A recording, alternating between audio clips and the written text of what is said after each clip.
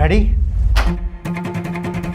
Imagine कीजिए आपको एक लेटर भेजना है, एक खत, जिंदगी और मौत का सवाल है। लेकिन प्रॉब्लम यह है कि जिसको आप ये लेटर भेजना चाहते हैं वो अभी इस दुनिया में मौजूद ही नहीं है।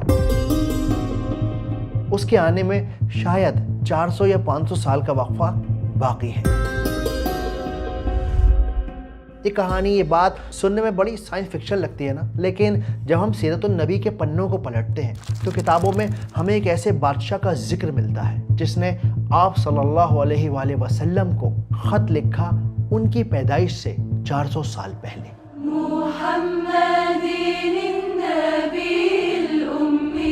ये कहानी है दुनिया के पहले मुसलमान की। ये हकीकत है एक ऐसे बादशाह की जिसने नबी पाक के लिए मदीना को बसाया।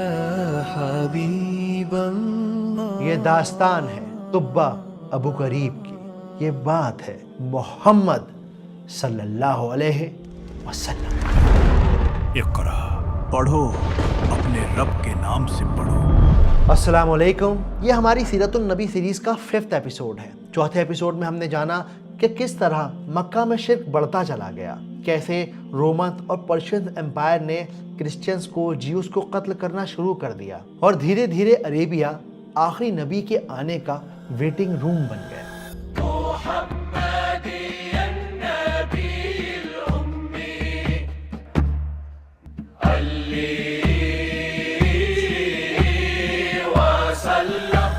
सीरतुन नबी का ये चैप्टर उस दौर से शुरू होता है जब इस दुनिया पर 2 सुपर पावर्स का राज था, रोमन एम्पायर और पर्शियन एम्पायर। लेकिन अरेबिया के साउथ में एक और तीसरी पावर थी, द हिमराइट किंगडम। मक्का की झुलसा देने वाली गर्म हवाओं से बहुत दूर यमन की ठंडी वादियों और गहरे समुंदर के इलाके में हिमराइट किंगडम का एक बादशाह हुकूमत करता था, तुब्बा अबू करीब। उस जमाने में हिमराइट किंगडम के बादशाहों को तुब्बा के नाम से जाना जाता था। बिल्कुल उस तरह जैसे इजिप्ट के बादशाहों को फिरौन के नाम से पुकारा जाता था, उसी तरह हिमराइट किंगडम के बादशाहों को तुब्बा का टाइटल दिया जाता था। इस बादशाह का नाम था तुब्बा अल-अव्वल। तुब्बा जहां भी जाता, जिस मुल्क को भी फतह करता, वो वहां के खजानों को हाथ लगाने से पहले उस शहर के, उस मुल्क के 10 सबसे बड़े स्कॉलर्स, वहां के आलिमों को अपने लश्कर में शामिल कर लिया करता।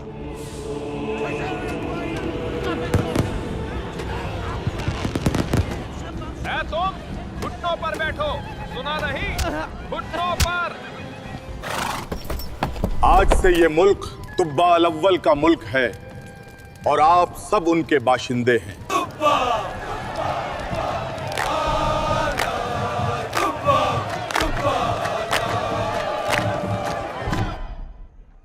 मेरे मालिक, मुल्क पर कब्जा कर लिया गया है और यहाँ के 10 सबसे समझदार लोगों को लश्कर में शामिल कर लिया गया है। अगर आप हुक्म दें तो हम आगे बढ़ सकते हैं। तैयारी शुरू करो, कल सुबह हम अगले मुल्क की तरफ कूच करेंगे। जैसा आपका हुक्म।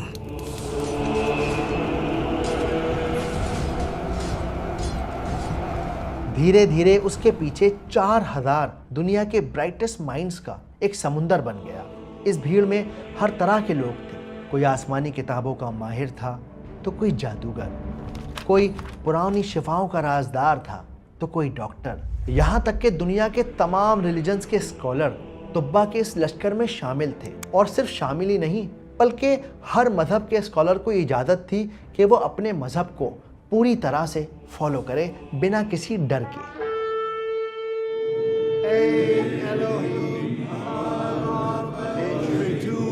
पूरी दुनिया से चुने हुए ये ज़हीन लोग तुब्बा अल-अव्वल की ताकत का असल राज थे।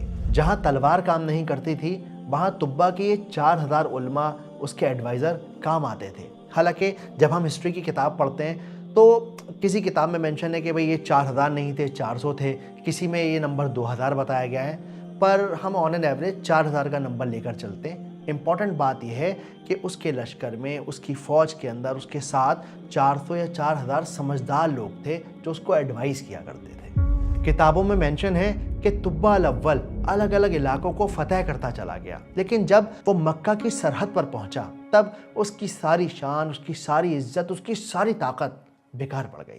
جب مکہ پہنچا تو اہل مکہ نے اس کی تعظیم نہیں کی، آؤ بھگت نہیں کی، عزت افزائی نہیں کی، سرنڈر نہیں کیا۔ اس نے اپنے لوگوں کو بلایا۔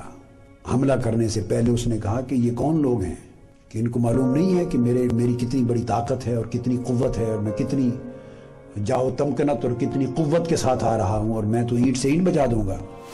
طبہ الاول کی اینٹ سے اینٹ بجا دینے والی بات کو سن کر اس کے وزیر نے، اس کے اسکالرز نے اسے سمجھایا کہ حضور آپ ناراض نہ ہوں، یہ لوگ جاہل لوگ ہیں، ان پڑھ لوگ ہیں، بدو لوگ ہیں، یہ دنیا کے بارے میں کچھ نہیں جانتے، بلکہ ان بیچاروں کے پاس تو اپنا کیلنڈر تک نہیں ہے۔ تاریخوں کو یاد رکھنے کے لیے بھی یہ اپنی مصیبتیں یاد رکھتے ہیں۔ وہ سال جب اناج بالکل نہیں ہوا تھا، وہ سال جب سوکھا پڑا تھا، وہ سال جب بہت تیز بارش آئی۔ وزیر نے سمجھایا کہ یہ لوگ اتنے نادان ہیں کہ پتھروں کی پوجا کرتے ہیں، ان کے وسیلے لگاتے ہیں۔ اے اللہ کے وسیلے، میرا یہ سفر آسان کر دیجئے اور میری تجارت میں برکت و اضافہ فرمائیے۔ اور پھر اس کے وزیر نے سمجھایا کہ ان بدوؤں کے پاس ایک گھر ہے جس کو یہ کعبہ کہتے ہیں، اور یہ مانتے ہیں کہ یہ اللہ کا گھر ہے اور وہی ہے جو ان کو بچا کے رکھتا ہے۔ لبیک اللہم لبیک۔ اور میرے حضور، جن کے سر پر خدا کے گھر کا سایہ ہو، انہیں دنیا کی پھر کس چیز سے ڈر ہوگا؟ اوہ اچھا، تو اس لیے یہ کسی سے نہیں ڈرتے؟ جی میرے حضور، نہ ڈرنے کا یہی معاملہ ہے۔ ٹھیک ہے، آپ جا سکتے ہیں۔ طبہ یہ بات سنتے ہی گہری سوچ میں ڈوب گیا، اور پھر اپنے گھمنڈ میں، اپنی طاقت کے نشے میں اس نے ایک ایسا فیصلہ کیا جس نے اس کی زندگی کو بدل کر رکھ دیا۔ پوری زندگی گزر گئی مگر اس طرح کی بے ادبی میں نے آج تک نہیں دیکھی۔ یہ سب اس کعبہ کی وجہ سے ہے۔ بہتر ہوگا کہ میں اس کعبہ کو ہی زمین دوز کر دوں تاکہ آئندہ کوئی ایسی گستاخی کرنے کی ہمت نہ کرے۔ کتابوں کے پنے اس بات کے گواہ ہیں کہ جس لمحے طبہ الاول نے یہ فیصلہ کیا کہ وہ کعبہ کو برباد کر دے گا، اسے گرا دے گا، اسی لمحے اس کے سر میں ایک شدید درد اٹھا، اس کے آنکھوں سے، اس کے ناک سے، اس کے کانوں سے بدبودار پانی آنے لگا، اور اتنی بدبو تھی کہ کوئی شخص اب اس کے پاس مجلس میں بیٹھنے کے لیے تیار نہ تھا، وہ دور بھاگتے تھے، ناقابل برداشت بدبو تھی۔ سخت پریشان ہوا، جتنے حکماء تھے، اطباء تھے، ان کو بلایا، ڈاکٹرز کو، جو فزیشنز تھے، انہوں نے ساری ایفرٹ کی اور کسی سے اس کا علاج نہیں ہو سکا۔ ہزاروں نسخے آزمائے گئے، لاکھوں دعائیں کی گئیں، لیکن سب بیکار۔ دوا نے اپنا کام کرنا بند کر دیا۔ دھیرے دھیرے دھیرے دن راتوں میں ڈھلتے چلے گئے، اور آخر کار سارے اسکالرز نے، سارے طبیبوں نے، حکیموں نے یہ فیصلہ کیا کہ طبہ کو بتایا جائے کہ اس کی بیماری کا کوئی علاج نہیں۔ میرا خیال ہے کہ یہ مرض عام مرض نہیں ہے، ورنہ اب تک ہم میں سے کوئی نہ کوئی اس مرض کو پکڑ ہی لیتا، مگر یہ بات طبہ تک پہنچائیں تو کس انداز میں؟ میرا خیال ہے کہ صاف اور سیدھی بات کہنا ہی بہتر ہوگا، اور بہتر ہوگا کہ یہ خبر بادشاہ تک ہم میں سب سے زیادہ عالم، ہم سب کے استاد پہنچائیں۔ بالکل درست فرمایا آپ نے، یہی سب سے بہتر ہوگا۔ اور پھر اس بات کے طے ہوتے ہی ان سارے حکیموں نے، اس زمانے کے ڈاکٹرز نے اپنے سب سے بڑے عالم، سب سے بڑے ڈاکٹر کو طبہ الاول کے پاس بھیجا۔ بادشاہ سلامت، میں بہت افسوس کے ساتھ آپ سے یہ عرض کر رہا ہوں کہ یہ بیماری زمینی نہیں بلکہ آسمانی ہے۔ تو کیا میرے مرض کا کوئی علاج نہیں؟ اللہ کی قسم، ہم نے آج تک کسی انسان کو ایسی حالت میں نہیں دیکھا۔ فی الحال ہم کوشش کر رہے ہیں لیکن امید کم ہے۔ کتابوں میں یہ بات مینشن ہے کہ طبہ الاول واز اے گڈ مین۔ وہ اپنے عالموں کی فکر کرتے، اپنی ریاست کی فکر کرتے۔ شاید یہی وجہ تھی کہ ان 4000 اسکالرز کے بیچ ایک عجیب سی بے چینی تھی۔ یہ لوگ رات دن مشورے کرتے، صدیوں پرانے نسخے آزماتے، الگ الگ کتابوں کے پنے پلٹتے، پرانی ڈرائنگز کو انالائز کیا جانے لگا، مگر سب بے سود۔ طبہ الاول کی جان بچانے کی یہ کوشش بالکل اس طرح تھی جیسے راکھ میں چنگاری ڈھونڈنا۔ لیکن وہ کہتے ہیں نا کہ جہاں دوا کام نہیں آتی وہاں دعا کام آتی ہے۔ ان 4000 اسکالرز کے بیچ ایک عالم تھے جو دین اور دنیا دونوں کا علم رکھتے تھے۔ ان کو آسمانی کتابوں کا علم تھا۔ انہوں نے محسوس کر لیا تھا کہ ہو نہ ہو طبہ کی بیماری کی اصل وجہ دنیاوی نہیں بلکہ آسمانی ہے، اور اس خیال کے آتے ہی وہ فوراً بادشاہ کے خاص وزیر اماریس کے پاس گئے اور طبا سے ملنے کی درخواست کی۔ اجازت ملتے ہی یہ اسکالر فوراً طبا کے خیمے میں گئے اور بڑے نرم لہجے میں طبا سے کہا، حضور، میرے پاس شاید آپ کی بیماری کا علاج ہے، لیکن آپ کو میرے سوالوں کا سچ سچ جواب دینا ہوگا، اور اللہ نے چاہا تو میں آپ کو اس پریشانی سے نجات دلا سکوں گا۔ طبا کی اجازت ملنے کے بعد اسکالر نے ان سے کئی سارے سوال پوچھے اور طبا الاول ہر سوال کا سچ سچ جواب دیتے رہے، اور آخر کار اسکالر کو طبا کی بیماری کے علاج کا راز مل گیا۔ کیا آپ نے کعبہ کو نقصان پہنچانے کا کوئی ارادہ کیا تھا؟ جی، ارادہ کیا تو تھا، اور تبھی سے یہ تکلیف شروع ہو گئی۔ بس تو پھر وجہ صاف ہے، میری بات مانیے، سچے دل سے توبہ کیجئے اور آج ہی یہ پکا ارادہ کر لیجئے کہ کعبہ کو اب کبھی کوئی نقصان نہیں پہنچائیں گے۔ طبا کی اسکالر انہیں یہ بات سمجھا کر چلے گئے۔ بہت ساری ہسٹری کی کتابوں میں، سنی اسلامک کتابوں میں یہ بات مینشن ہے کہ ان اسکالر کے اس روم کو چھوڑنے سے پہلے ہی طبا نے سچے دل سے توبہ کر لی۔ اس نے کہا کہ تم گواہ ہو جاؤ کہ تمام مکروہ ارادے میرے اس کعبہ کی نسبت اور اہل مکہ کی نسبت میرے دل دماغ سے نکل گئے۔ اس نے توبہ کی، اسی لمحے اس کی پیٹ بھی بند ہو گئی، درد سر بھی ٹھیک ہو گیا۔ They say the sheikh didn't even leave the room, leave the place, and the king is healed. کتابوں میں یہ بھی مینشن ہے کہ طبا کی جب یہ تکلیف ٹھیک ہو گئی تو اس نے ارادہ کیا کہ وہ اللہ کے اس گھر کو عزت دے گا، اور اس خیال کے آتے ہی طبا مکہ گئے۔ انہوں نے حضرت اسماعیل علیہ السلام کے طریقے پر حج کیا، قربانی دی، اور پھر طبا الاول نے وہ کام کیا جو ہسٹری میں کبھی کسی نے نہیں کیا تھا۔ طبا نے یمن سے مہنگا کپڑا منگوایا، اس کپڑے کو ہبارہ کہا جاتا تھا۔ اس کپڑے کا رنگ لال تھا، اس کپڑے کے اوپر سفید دھاری دار پٹیاں بنی ہوئی تھیں، اور پھر طبا الاول نے اس کپڑے کا غلاف بنوا کر کعبہ کو ڈھک دیا۔ یا حبیب اللہ مولاي صلی وسلم دائما ابدا على حبیبک خیر الخلق كلهم یا حبیب اللہ۔ یہ دنیا کا پہلا غلاف کعبہ تھا۔ طبا دنیا کے پہلے انسان بنے جنہوں نے اس ٹریڈیشن کو شروع کیا، اور یہ ٹریڈیشن، یہ روایت آج بھی ہمارے بیچ موجود ہے۔ مکہ میں آج بھی ہر سال کعبہ کے اوپر غلاف کو چڑھایا جاتا ہے۔ اس کو ہم کسوہ کہتے ہیں۔ اللہ کے گھر کو آنر کرنے کے لیے، اس کو عزت دینے کے لیے اس کے اندر تقریباً 670 کلو سونے کا تار لگایا جاتا ہے، اس سے اسے بنا جاتا ہے۔ تو اگلی بار جب آپ کعبہ غلاف کو دیکھیں نا تو یاد رکھیے گا کہ یہ ٹریڈیشن، یہ روایت طبا الاول نے شروع کی تھی۔ مولاي صلی وسلم دائما۔ کعبہ پر غلاف چڑھانے کے بعد طبا الاول نے اپنی فوج کو حکم دیا کہ اب وہ یہاں سے کوچ کرے اور ہم اگلے ملک کی طرف بڑھیں گے۔ قریب 2 یا 3 راتوں تک طبا کا یہ لشکر سفر کرتا رہا، اور آخر کار یہ لوگ ایک ایسی جگہ پہنچے جہاں پانی کا چشمہ بہہ رہا تھا۔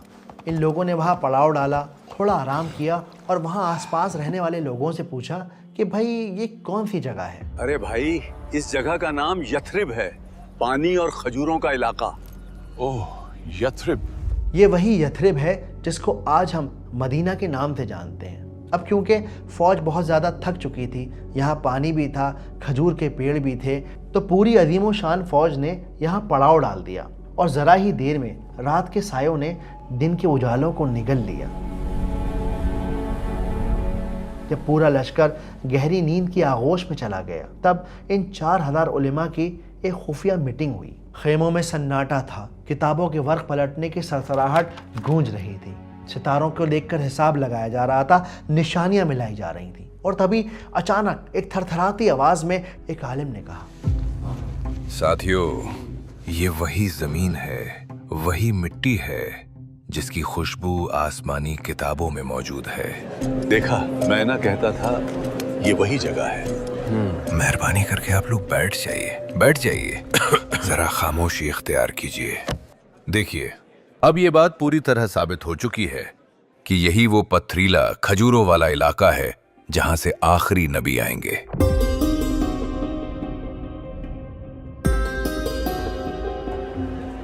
जनाब मुहतरम, फिर तो हमें यहाँ से बिल्कुल नहीं जाना चाहिए।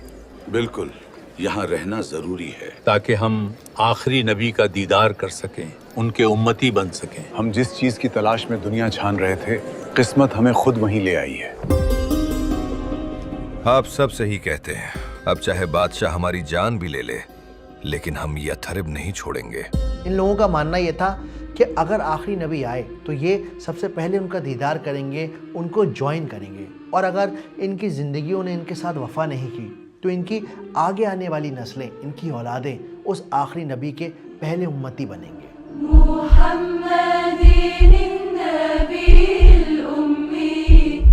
अगली सुबह जब तुब्बा को पता चला कि उसका कोई स्कॉलर आगे जाने को तैयार नहीं है तो वो हैरान हो गया, और जब तुब्बा को असल वजह पता चली तो उसने ऐलान किया कि वो खुद उन स्कॉलर्स के साथ आखिरी नबी का इंतज़ार करेगा। आप सब आलिम और समझदार हैं। मैं खुद काबा की शान देख चुका हूँ, इसलिए मैं भी यहीं आप सब के साथ आखिरी नबी के इंतज़ार में ठहरूंगा पूरे 1 साल तक। और फिर तुब्बा ने वहाँ एक नई दुनिया बसाना शुरू कर दी। उसने अपने आलिमों के लिए 4000 घर बनवाए, अपने लश्कर की ग़ुलाम औरतों को आज़ाद किया और उनका निकाह इन आलिमों से करवाया ताकि इन आलिमों की नस्लें परवान चढ़ सकें। और इस तरह अरेबिया में 2 इलाके हो गए, मक्का और यथरिब यानी मदीना। वक्त का पहिया चलता रहा और देखते ही देखते पूरा 1 साल गुजर गया।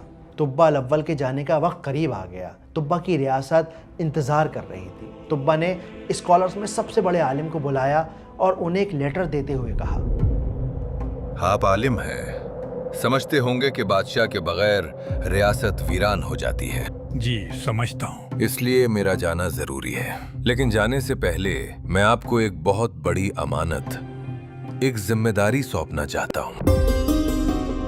तुब्बा ने आलिम से कहा कि अगर वो नबी मेरी ज़िंदगी में मेरे सामने आए तो मैं उनकी खिदमत करूँगा, उनका वज़ीर बनूँगा, उनकी पैरवी करूँगा, लेकिन अगर वो मेरे जाने के बाद आए तो आप ये ख़त उन्हें दे दीजिएगा, और अगर आप भी गुजर जाएं तो अपनी औलाद को ये हुक्म करके जाइएगा कि वो ये ख़त आखिरी नबी तक पहुँचा दे, और ये सिलसिला जनरेशन बाय जनरेशन चलता रहना चाहिए जब तक कि वो आखिरी नबी आ नहीं जाते। याद रखिएगा, ये सिर्फ एक खत नहीं बल्कि मेरी पूरी सल्तनत से भी ज्यादा कीमती अमानत है। चाहे सदियां ही क्यों ना गुजर जाए, ये खत आखिरी नबी तक पहुंचना चाहिए। जी जरूर।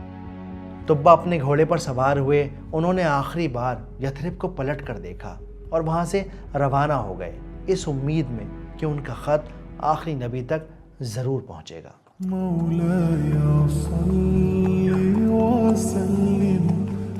गुजरते वक्त के साथ तुब्बा का इंतकाल हो गया।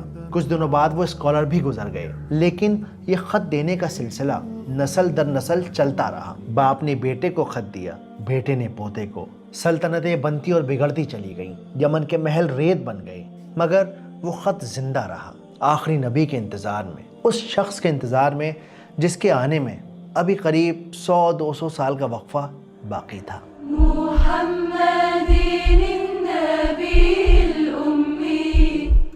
हिस्ट्री की किताबों में इब्ने इसहाक में ये बात मेंशन है कि तकरीबन 400 या 600 साल गुजरने के बाद आप सल्लल्लाहु अलैहि वसल्लम की विलादत हुई, और उसी मक्का में हुई जिसकी निशानियाँ इसहाक अलैहिस्सलाम की नस्ल से आने वाले नबियों की किताबों में मौजूद थी, यानी तौरा में, इंजील में।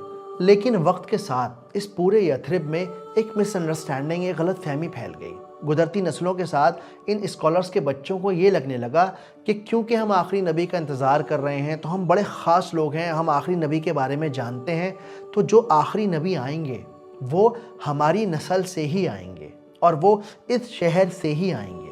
हालांकि इन किताबों में कहीं भी ये मेंशन नहीं है कि आखिरी नबी इस मदीना शहर में पैदा होंगे। उनमें सिर्फ ये बात मेंशन थी कि आखिरी नबी इस इलाके में आएंगे, और हुआ भी वही कि आप सल्लल्लाहु अलैहि वसल्लम के नबी बनने के 13 साल के बाद आप सल्लल्लाहु अलैहि वसल्लम ने मक्का से मदीना हिजरत की, यानी वहाँ ट्रैवल किया, और फिर आखिरी सांस तक वो मदीना में ही रहे। जुमे के बाद नबी करीम सल्लल्लाहु अलैहि वसल्लम मदीना तशरीफ़ ले गए, और उसी दिन उस शहर का नाम यसरब की बजाय मदीना पड़ गया।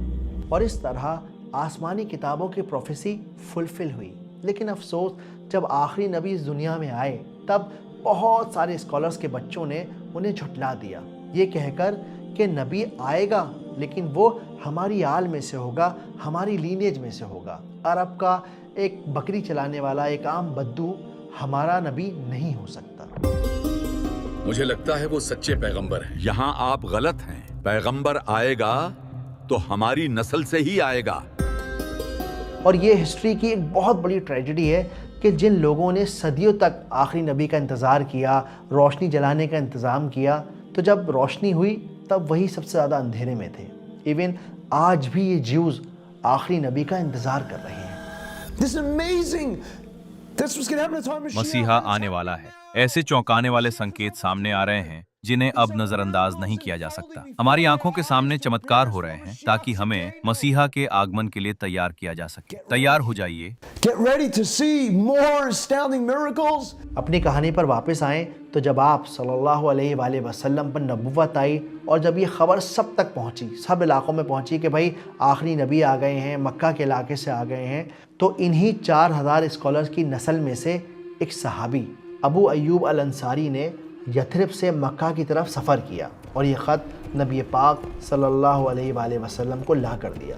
ایون آپ مسلم اسکالرز کے علاوہ ماڈرن رائٹر یا پھر انٹرنیشنل رائٹرز کی کتابیں بھی پڑھیں گے تو ان میں یہ بات کلیئرلی مینشن ہے کہ جب پہلی بار آپ صلی اللہ علیہ وآلہ وسلم نے مکہ سے مدینہ ہجرت کی، وہ مدینہ پہنچے تو ہر صحابی نے، ہر انسان نے یہ چاہا کہ آپ صلی اللہ علیہ وآلہ وسلم ان کے مہمان بنیں، اور پھر اس پورے معاملے کو ہینڈل کرنے کے لیے آپ صلی اللہ علیہ وآلہ وسلم نے حکم دیا کہ بھائی میری یہ اونٹنی ہے، یہ اونٹنی جس جگہ جا کر بیٹھ جائے گی میں اس گھر کا مہمان بن جاؤں گا جب تک کہ میرا اپنا گھر مدینہ میں نہیں بنتا۔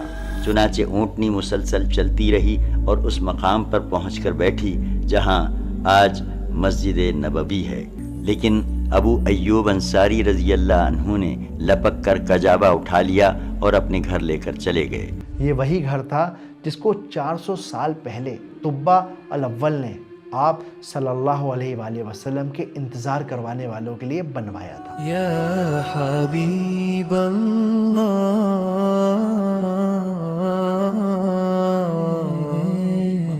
لیکن یہ ہجرت کا پورا واقعہ کس طرح سے جوز نے جھٹلا دیا وہ ہم آگے کے ایپیسوڈ میں جانیں گے۔ ابھی مجھے پوری طرح سے امید ہے کہ آپ سب بڑے ایکسائٹڈ ہوں گے یہ جاننے کے لیے کہ اصل میں اس خط میں لکھا کیا تھا۔ اس خط میں طبہ الاول نے لکھا تھا یا محمد صلی اللہ علیہ وآلہ وسلم۔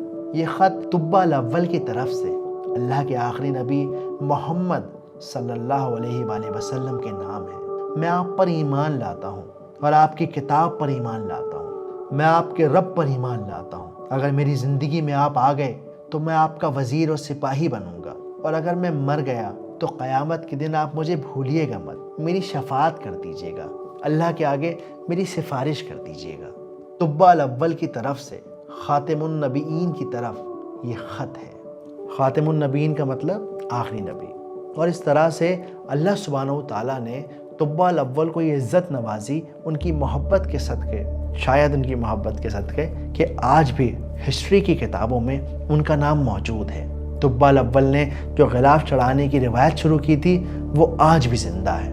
مدینہ شہر آج بھی نبی کے شہر سے جانا جاتا ہے۔ اگر آپ رحیق المختوم کو اسٹڈی کر رہے ہیں تو اس کے اندر یہ چیپٹر نہیں ملے گا، لیکن ابن ہشام کے اندر انشاءاللہ آپ کو یہ چیپٹر مل جائے گا، اور اس چیپٹر کو پڑھنا سمجھنا بہت زیادہ ضروری تھا تاکہ ہم اس سے بہت ساری چیزیں سیکھ سکیں۔ آرکیٹیکچر میں ایک کانسیپٹ ہوتا ہے کیتھیڈرل تھنکنگ، یعنی کہ جو بھی آرکیٹیکچر بنایا جا رہا ہے وہ بنانے والا یہ بات جانتا ہے کہ بھائی اس کو شاید میں اپنی زندگی میں پورا نہ کر سکوں یا اس کا استعمال نہ کر سکوں۔ اسی وجہ سے آپ دیکھیں گے جتنے بھی پرانے قلعے ہیں، پرانے پل بنائے گئے ہیں انگریزوں مہاراجاؤں کے زمانے کے، وہ آج بھی کھڑے ہیں کیونکہ ان کو اس طرح سے پہلے ہی ڈیزائن کیا جاتا ہے کہ آگے آنے والی نسلیں اس کا استعمال کر سکیں، اس سے فائدہ اٹھا سکیں۔ طبہ الاول کے ان 4000 اسکالرز نے اپنے لیے فیصلہ نہیں لیا بلکہ انہوں نے فیوچر کے بارے میں سوچا۔ میں اور آپ آج بہت زیادہ شارٹ ٹرم کے زمانے میں جی رہے ہیں، اور شاید یہی وجہ ہے کہ میں اور آپ کبھی بھی 100 ایئرز کا ویژن لے ہی نہیں پاتے، یہ سوچ ہی نہیں پاتے کہ کچھ ایسا بلڈ کیا جائے